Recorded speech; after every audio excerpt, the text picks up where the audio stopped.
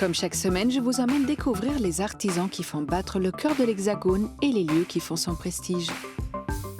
Aujourd'hui, dans version française, le long du boulevard Haussmann se dresse le musée Jacques Marandré. Cet hôtel particulier abrite des collections d'œuvres d'art dignes des plus grands musées.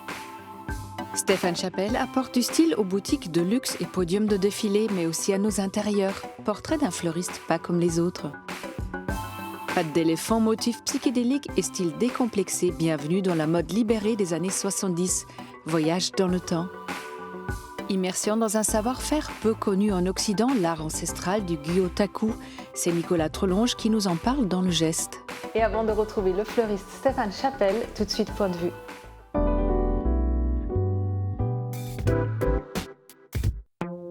En un regard, ce tableau nous plonge dans l'ambiance de joyeuses festivités. Le bal du Moulin de la Galette, réalisé par Renoir en 1876, dépeint une légèreté montmartroise qu'on ne pourrait qu'envier, mais qui cache pourtant un secret. À cette époque, les habitants sont relativement pauvres et il semblerait que Renoir ait enjolivé la réalité en rajoutant de jolis atours à nos personnages afin de remplacer les guenilles des convives. Un tableau impressionniste qui n'en reste pas moins un chef-d'œuvre. À travers cartes, plans et photographies, l'atlas des lieux disparus nous immerge dans les confins du monde à la recherche d'endroits qui ne sont plus. Fascination pour des civilisations éteintes, questionnement face à des ruines ensevelies, d'Alexandrie à Tombouctou, l'auteur redonne vie à ces lieux et nous révèle des vestiges du passé. Sobrement illustré et minutieusement photographié, ce livre est un véritable bond dans le passé. On n'a pas encore inventé la machine à remonter le temps, mais presque. À ses côtés, difficile de passer inaperçu. Ces charmantes demoiselles répondent au nom de Missoni, Vevey et Cartagena et sont l'œuvre de la collaboration explosive entre Philippe Starck, créateur de la chaise Mademoiselle, et de l'italienne Rosita Missoni, à l'origine de ces graphismes pop. Large et accueillante, on a un peu l'impression d'être dans les bras d'une mamma milanaise au look bariolé. Même si pour la sobriété, il faudra repasser, nous on adore le style décalé.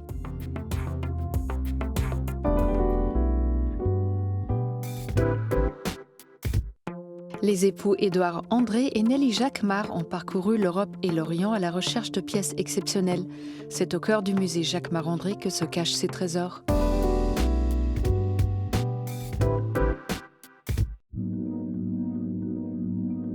Le musée Jacques Marandré, c'est un musée d'atmosphère. Quand on rentre dans ce musée, l'idée que nous avons est de rentrer dans un hôtel particulier du 19e siècle, avec ce que ça comporte de luxe, mais aussi de côté intime. Bienvenue dans la demeure d'Édouard André, un riche héritier d'une banque protestante qui avait le goût des arts et de la fête. L'architecte parent a vraiment créé pour Édouard André une sorte de machine à réception absolument parfaite.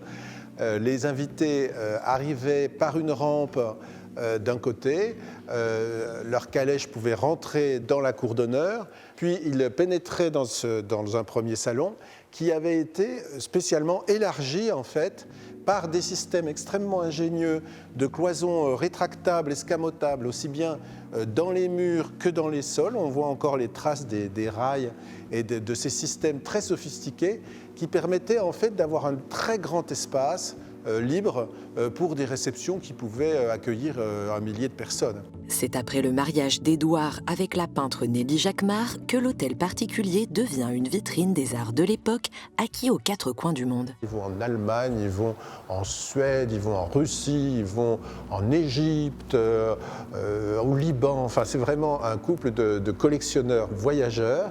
Il y avait une vraie affection entre les deux personnes et puis une vraie passion commune pour les arts. Alors elle n'aime pas exactement les mêmes choses qu'Édouard André.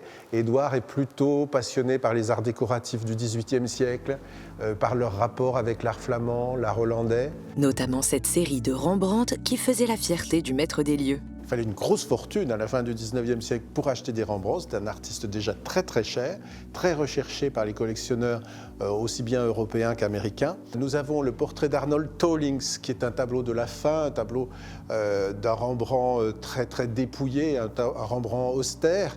Et puis, plus émouvant, plus intéressant, sans doute le plus célèbre tableau, un des plus célèbres tableaux de la collection, Les Pèlerins d'Emmaüs. C'est la rencontre du Christ ressuscité par deux pèlerins qui cheminent vers Emmaüs et qui invitent cet inconnu à dîner, à partager leur repas.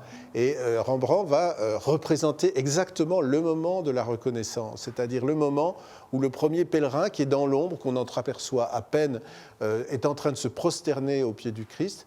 Le deuxième pèlerin est frappé de stupeur, il a vraiment une expression presque d'horreur et d'effroi en train de se dire « mais je vois un mort ».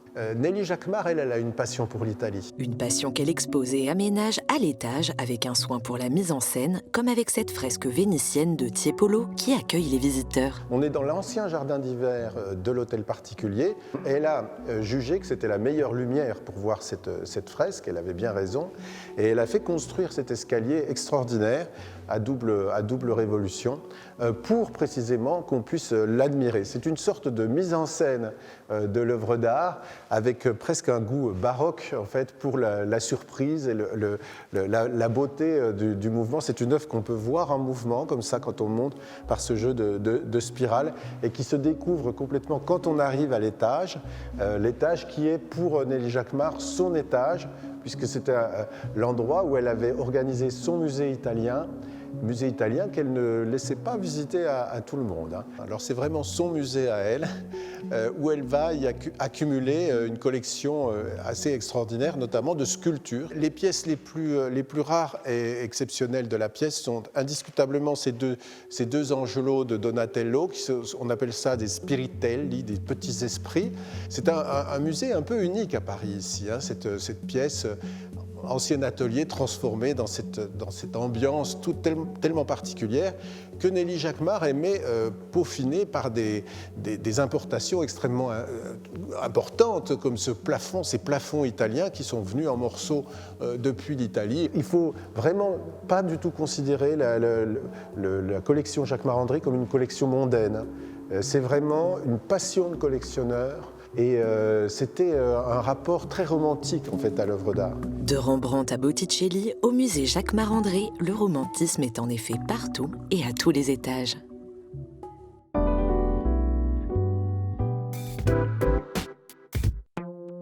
Chez Stéphane Chappell, pas d'histoire à l'eau de rose, mais des créations végétales qui nous plongent dans l'univers poétique du fleuriste.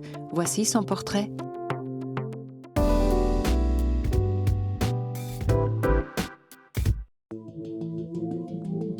Dès mon enfance, j'ai baigné dans le monde du jardin. Et le côté éphémère du produit fait complètement partie de mon univers. Un univers où le temps suspend sa course, où la beauté peuple chaque recoin.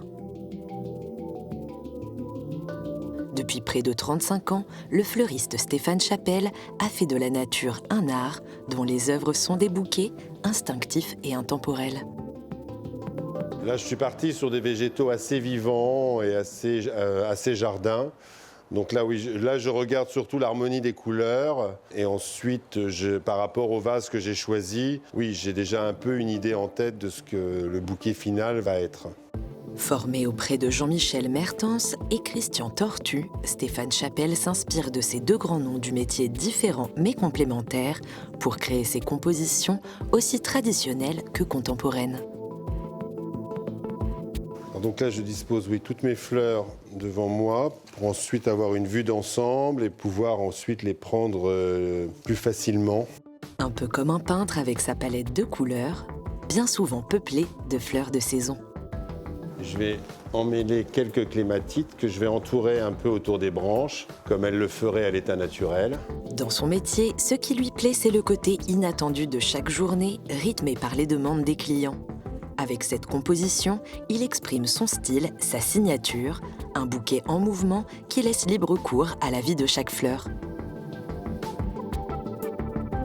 j'utilise les végétaux comme la nature me les offre.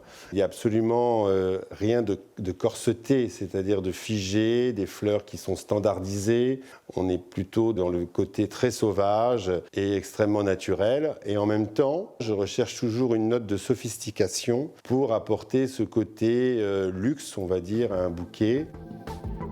Et à chaque bouquet, son vase. Stéphane en a conçu quelques-uns au cours de sa carrière et s'il ne connaît pas toujours la destination de ses compositions florales, il n'est pas avare de bons conseils pour les exposer.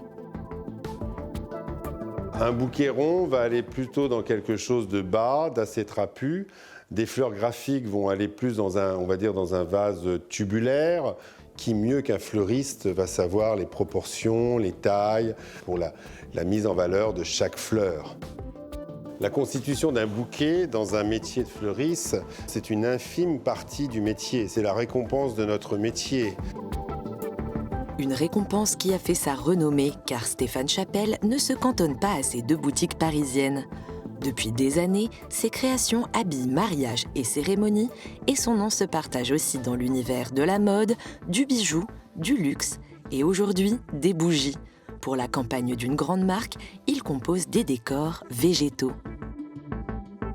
Donc là, j'essaye de recréer un peu comme un tableau orientaliste avec donc toutes ces teintes de brun, de fumée, de miel, dans un esprit également un peu 19e, voilà, comme on pourrait retrouver sur certains tableaux.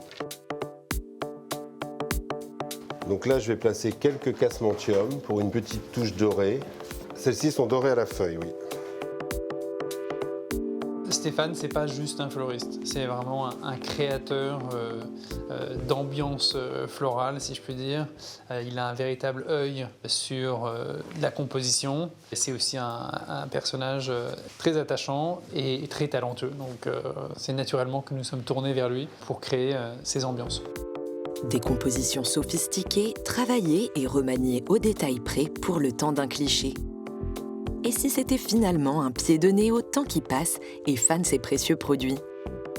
Pour que la nature perdure, il faut absolument l'entretenir, recommencer, lui redonner vie. Tout ce qui est photographie permet effectivement d'éterniser un instant.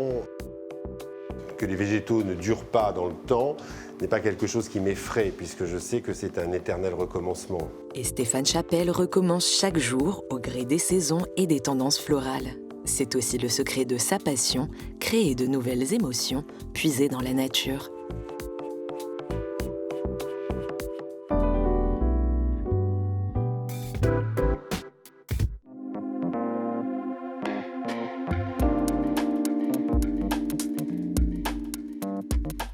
Bonjour Stéphane. Bonjour Caterina. Stéphane, vous avez une formation de horticulteur et floriculteur. Autant dire que la passion de la nature, ça a toujours été votre dada. Je pense que ça remonte à l'enfance, d'avoir vécu dans une famille où le jardin était très important, puisqu'il avait une valeur nourricière.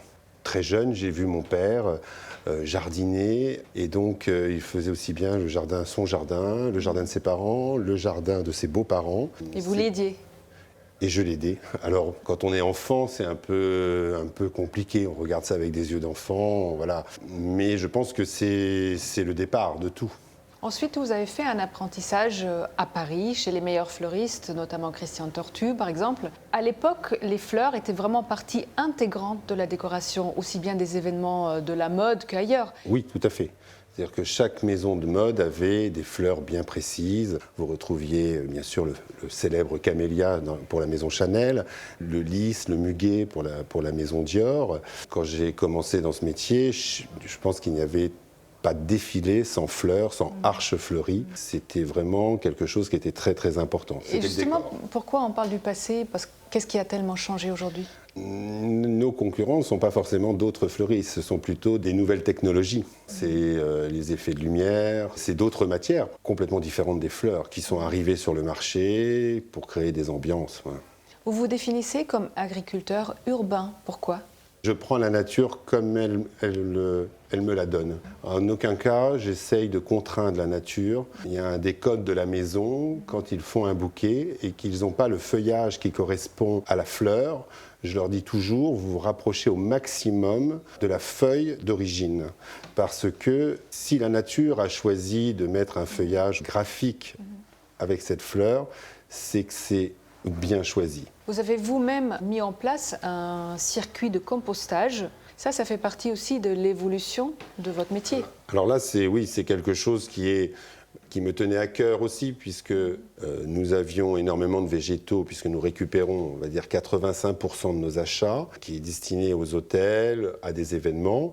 Chaque semaine, on récupère les fleurs de la semaine précédente et on se retrouvait effectivement avec une quantité de végétaux en fin de vie. Et à partir de là, nous avons créé un espace à la campagne. On récupère et en plus, c'est quelque chose qui me resserre pour le jardin, voilà. Est-ce que vous remarquez des tendances dans ce que les gens demandent, dans les bouquets, ou que ce soit la forme, que ce soit la variété de fleurs ? La nature a déjà tout offert. Il y a des variétés qui sont nouvelles, mais il y a très peu de fleurs qui ont été créées. En ce moment, derrière nous, on a quelques œillets qui étaient une fleur qui était un peu désuète.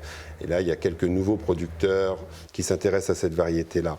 C'est souvent le départ, c'est-à-dire un horticulteur qui va produire une fleur qu'on ne produisait plus depuis quelques années et qui va apporter une nouveauté. Si vous aviez une préférence pour une fleur, ce serait laquelle ? Je les aime toutes, j'aime la qualité d'abord. Donc ce que je recherche en premier, c'est d'avoir des végétaux qui sont cultivés dans leur plus belle qualité. Quel serait le bouquet type, si on pouvait le décrire, de Stéphane Chappell ? Le bouquet vivant qui évolue, qui bouge et puis aussi qui fait plaisir avant tout. Un bouquet, c'est la rencontre entre un fleuriste et aussi son destinataire. Il faut que le destinataire se retrouve dans son bouquet.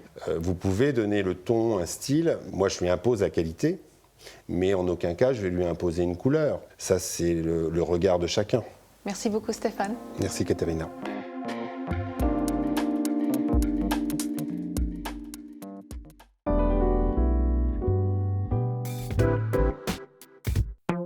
Des jupes qui s'allongent, des pantalons qui s'évasent, des icônes à la Jane Birkin ou Farrah Fawcett. Bienvenue dans les 70s. Zoom sur la mode des années 70.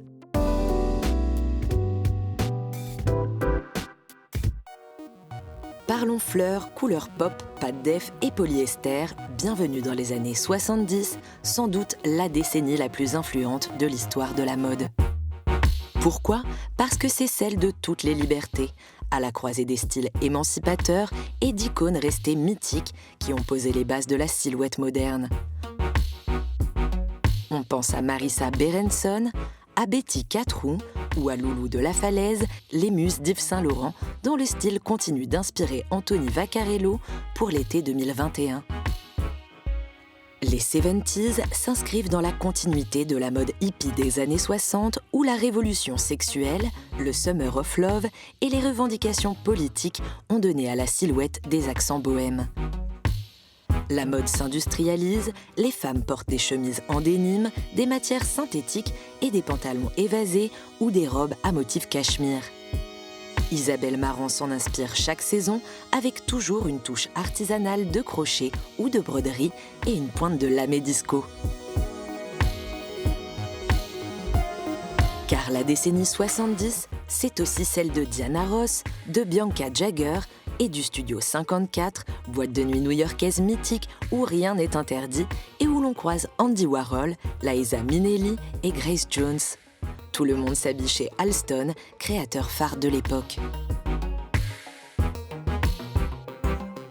Son digne héritier s'appelle Michael Alpern et fait revivre sur les podiums toute cette énergie nocturne avec des cascades de sequins ou des plateformes tout droit sorties des années disco. Le principe, toujours plus de flamboyance, il faut briller pour être vu. Une mode hédoniste très américaine à laquelle Marc Jacobs rend hommage en 2020 avec un défilé spectaculaire. On y croise tous les marqueurs des années 70, les fleurs, les tailleurs évasés, les couleurs joyeuses et bien sûr les jeans en patchwork. En France, ils sont popularisés par Jane Birkin et son look inoubliable avec panier et blouse blanche qui continuent d'influencer des générations de jeunes filles. Chez Tommy Hilfiger, on rend hommage à l'âge d'or de l'Apollo, théâtre mythique de Harlem où les Jackson 5, James Brown ou encore Marvin Gaye ont fait leur début. Dans une ambiance électrique, défilent des pantalons en cuir et des cols pelle à tarte, des lavalières et du velours, et les icônes de l'époque renaissent. Pour résumer, les années 70, c'est l'ère des formes et des matières, des textures et des imprimés, l'explosion du synthétique et du prêt-à-porter, bref, les premiers pas de la mode vers la mondialisation.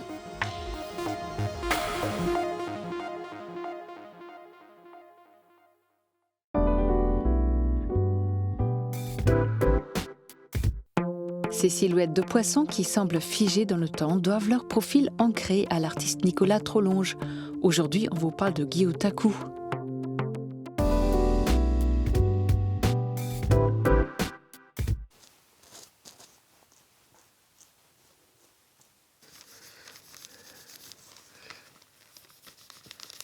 Depuis le début, je suis parti sur le fait de montrer à voir le poisson tel que moi je le vois. Tous ces détails, comme si le poisson était devant vous, non pas vivant, mais dans son état originel au moment de sa mort. Amoureux de la pêche et de la poésie qu'offrent les empreintes de la nature, Nicolas Trollonge s'est initié un peu par hasard à l'art du Gyotaku, un art ancestral qui a pris racine dans les ports japonais. Tous les pêcheurs sont en compétition. Et donc, pour prouver qu'ils avaient fait des belles prises ou des grandes prises, ils prenaient l'empreinte du poisson avec de l'encre de sèche, ils la passaient dessus, et sur une planche ou sur le sol même, ils faisaient, et vous aviez, il n'y a pas la photo à l'époque, vous aviez une idée de la taille du poisson. Et au 19e, au Japon, il y avait beaucoup de calligraphes, de dessinateurs, d'artistes. Ils se sont emparés de ces empreintes de poisson, des pêcheurs, et ils ont donc posé la calligraphie traditionnelle, et c'est devenu des cadeaux extrêmement chers. Et on en voit encore passer en salle des ventes des Gyotaku du 19e, qui sont estampillés 19e, qui valent des fortunes. Avant de redessiner ces poissons en troublante nature morte, Nicolas a d'abord dû apprivoiser cet art. Il n'y a pas une empreinte pareille, souvent comme on a mis l'encre, donc il y a un effet de hasard. La première empreinte de baliste que j'ai fait, je ne m'attendais pas du tout à voir ces poissons sortir avec cette petite bouche en cul de poule, et puis ce côté un peu pointilliste, assez étonnant. Alors pour moi, le plus beau des poissons à faire, c'est le Saint-Pierre. Pourquoi ? Parce que c'est un poisson qui est tellement complexe. Il y a des structures incroyables, épineuses sur les bordures. Brochet, carpe, barbeau, pour faire ressortir les aspérités propres à chaque poisson, Nicolas doit trouver le bon dosage d'encre, mais aussi bien choisir son papier pour réaliser l'empreinte, et les options sont nombreuses. On peut utiliser tous les papiers qu'on veut, pour autant qu'ils donnent à voir ce que tu veux montrer. Celui-là a été fait sur papier Vinci, donc un papier non absorbant et qui donne un rendu que j'aime beaucoup. On dirait une photo. Le problème du papier Wanzu, c'est l'effet buvard. C'est-à-dire dès qu'on travaille avec des encres qui sont plus ou moins diluées dans l'eau, eh bien le papier boit. Ce qu'on fait peut sortir du poisson parce que la tache s'agrandit et donc il faut anticiper tout le temps l'absorption des lavis. On voit aussi tout ce qui se passe sous la peau finalement, qu'on ne voit pas forcément. L'empreinte le montre, mais il faut l'atténuer. Il faut continuer à travailler pour l'atténuer parce que ce n'est pas aussi marqué dans la nature. Et pour arriver au résultat le plus fidèle, il faut un peu de patience et d'entraînement. Alors, le principe, c'est que tu poses une seule fois. Il n'y a pas de repentir à l'empreinte. Alors, quand tu apprends l'art du Gyotaku, au début, ça te coûte en papier, en encre, parce que tu jettes beaucoup. Et puis des fois, miracle, ça marche du premier coup, parce que tu as la bonne température extérieure, tu as le bon mélange d'encre,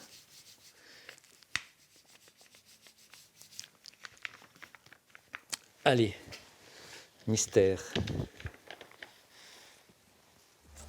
Après, les Gyotaku, c'est des empreintes inversées. Donc, si on veut rendre ce qu'on voit, il faut prendre des photos.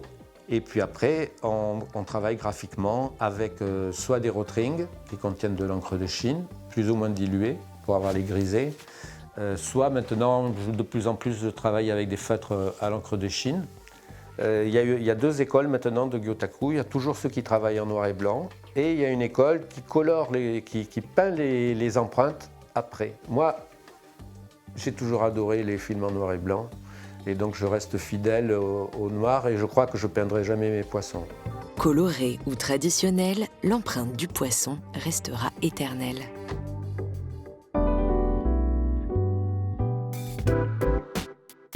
Version française est déjà terminée, mais on se retrouve très vite pour toujours plus de découvertes. Bye!